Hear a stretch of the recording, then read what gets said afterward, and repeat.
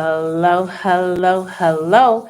Happy Tuesday, everyone. I'm late, I know, but I'm here. It's Real Estate Tuesday, everybody. Aren't you excited?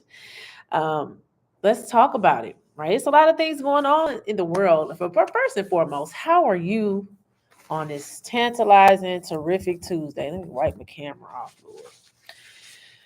I hope you're doing awesome today. It's Real Estate Tuesday, like I said. So we're going to get into it. I have 10 minutes that I can do this because I was supposed to be cutting it short.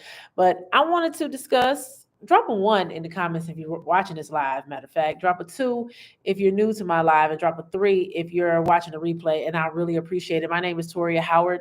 I am an educator by day, but I am a real estate professional and a financial literacy educator. So I just came through today. I didn't do Motivational Monday yesterday, but I'm here today to Real Estate Tuesday. So here we go, 10 minutes. So I wanted to dispel some of the fears of becoming a homeowner. Now, being a homeowner doesn't fit everybody, right? And that's fine. A lot of people, move around. They travel a lot. They don't want the responsibilities of a home. But I'm talking to those of you who want the responsibility of becoming a homeowner. And what's holding you back? First and foremost, it's your mind blocks that are holding you back, because sometimes we feel like it's unattainable because of where we are. Sometimes it feel like you don't have enough information, so you don't know where to go to get it, so you kind of push it out the way, or we don't want to be disciplined enough to get our finances in order to do that. So you have to figure out if homeownership is a right fit for you. Okay, you have to figure out, does it fit my lifestyle? Is it something that I want to use as leverage? Is it something I want to pass down to my grandchildren? What is it that you want to use real estate for? So you have to ask yourself that question first and foremost. Like, why becoming a homeowner is important? Forget the American dream, forget all of that. What is your personal reason for becoming a homeowner? That's what you need to figure out. And then what else is blocking you from becoming a homeowner?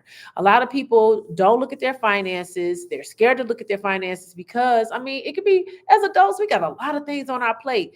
We don't want to have to look at that all the time. It's frustrating when you know that you're not having enough coming in, or you have too much going out, or however it goes.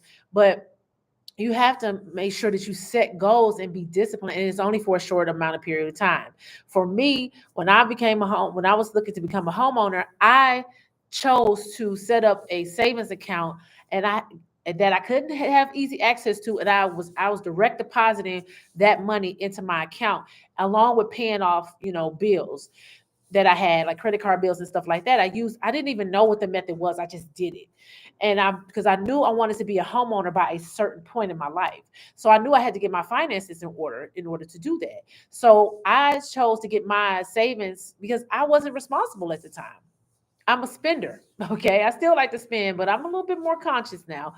But I knew that if I had access to that money, I would have an excuse as to spend it. So I got it directly taken out of my check, deposited to an account that I didn't have easy access to. And before I knew it, I had $2,000 because I ended up increasing it. And then by the time I was ready to become a homeowner, I had like $3,000. It took me like 6 months to a year, that because I started just pressing.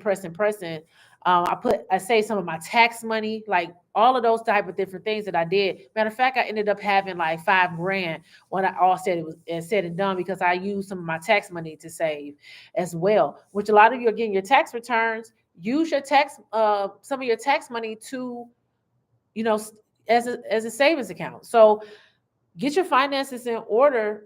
It's becoming discipline, right? Another thing, that a lot is stopping a lot of people is because all this fear mongering that's coming from the economy, you know, uh, interest rates, and all of these different things.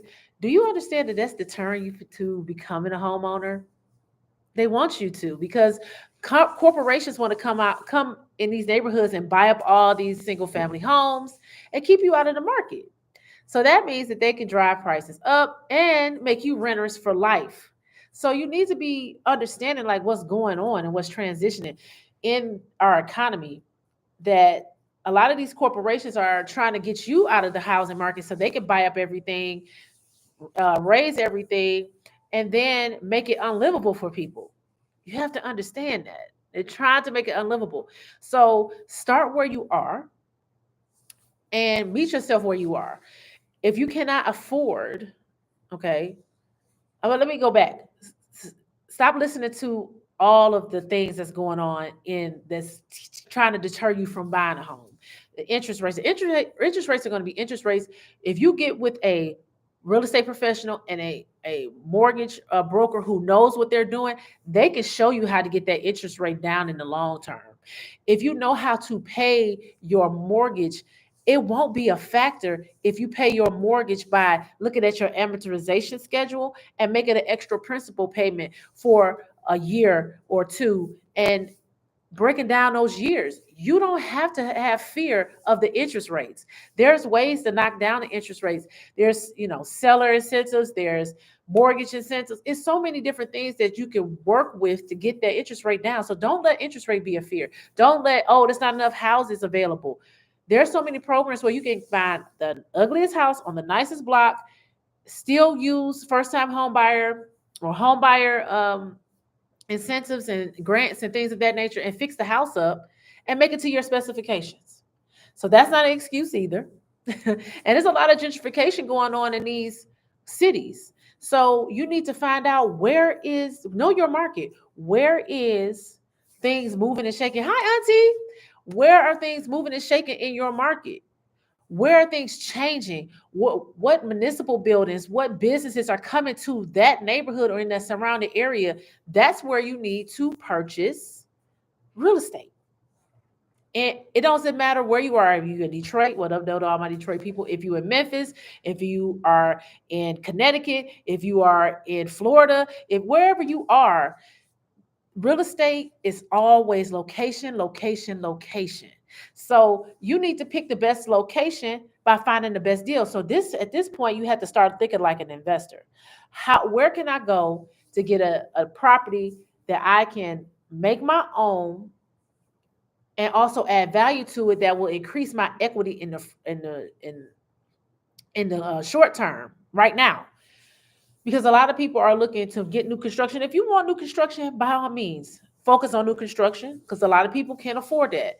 But if you cannot afford a new constructed home in your area of the neighborhood of choice, then you have to find you a deal. So that means you have to understand your market. Where are things changing? That real estate is still cheap in your market, that the values are steady going to increase. That's what you need to focus on. So the next thing is making sure that you have your finances in order, right? You need to make sure. So a lot of people are fearful because of their finances, but you can get your finances in order, especially those of us that are getting tax returns back. This is a great time to invest in your credit because you need at least 4 trade lines. Okay, what are trade lines? Those are lines of credit on your credit report that's reporting to the 3 credit reporting agencies. Okay, because the credit bureau is the federal government. So that's Equifax, Experian, TransUnion. So you need 2 revolving, 2 installment. What's revolving? Credit cards. Installments are mortgages, car payments, personal loans, furniture bills, stuff like that. You can also put your rent on there. If you're a renter, you can put your rent on your credit report to give you positive installment loan movement on your credit report. So it's so many different things, but the more that you have, the better you look because that means that you know how to be responsible with your money. But you need to have at least 4. 6 is optimum, but 4 minimum. So make sure that you have those trade lines. Make sure you don't have any negative items. Make sure that your credit score, you can have a 620 and get an FHA loan with first-time home buyer, 620 to 650, depending on your program. So check out your programs in your local area. There's programs for you. It's not that you have to have a 800 credit score to buy a home. You don't. You can fix your credit score by buying a house. I'll say it again. You can fix your credit score by buying a home. because that's going to give you another trade line and installment loan on your credit. So you can increase your credit to the 700 to 800s by using your home to do so. But you need a 620 to 650 minimum with no negative items and low debt to income ratio. So make sure that you're doing that, right?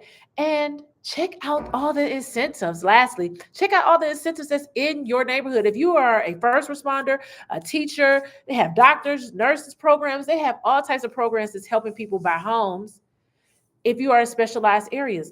And also, if you are a first-time home buyer or a home buyer that has not bought a home or used an FHA loan in the last 2 years, you're still eligible for those incentives. So check out your local banks, your local county. It's on their website. They're giving us the money, y'all. The grants are on there. The city of Detroit. If you go in there and say first-time home buyer programs for the city of Detroit, boom, it'll take you right there. It has a whole sheet, a graph, a table. It shows you who qualifies, what's the program, everything. Every city, county, state has this. You can just Google first time home buyer programs in wherever that is that you are. Check out those programs with a lot of people leaving a lot of money on the table. And you're being fearful becoming a homeowner because all this stuff that's going on in the news. The Fed is speaking today about interest rates. There a lot of my mortgage broker friends are saying that the interest rates are looking to go down. So if you're ready, mentally you're ready, and if you're not, if you don't want to become a homeowner, if that doesn't fit your lifestyle, that's fine. But those of you that want to, this is the perfect time to get yourself in order because the busy selling season is coming and more houses are going to be on the market. So make sure that you're ready. Make sure that you're ready, and I can help you get ready. Or any trusted real estate professional that you want. But I also do financial literacy. So I can show you what your credit report needs to look like, what the lenders are looking for to get you qualified all across the United States. And I know real estate agents all across the United States because I'm always networking. So make sure that you do that. Don't be afraid to become a homeowner because of all this stuff that's going on in the news. There are solutions to your problems. You just have to be focused, block out the noise, and write down your goals. Figure out if homeownership is right for you. And if it is, what are the steps that you need to take? Looking at your finances, picking a real estate professional, looking for those incentives in your area that are, that are for whatever you're doing. First time home buyer, if you're a nurse, teacher like me, like police, firemen, they have so much money out here for people to buy homes. Like you should be a homeowner regardless of the fact, because these corporations are coming in buying these single family homes. They got something brewing and you want to be a part of the money. Follow the money. The Fed is speaking today. The stock market is probably going to respond to that. Interest rates are predicted to drop. It's time now to get your finances in order, get your house in order, get your, everything in order for you to be able to become a homeowner. And if you cannot buy the home of your dreams right now, then use leverage by starting somewhere, using that home to level up to the next. You have to start somewhere and not be afraid. Know your market.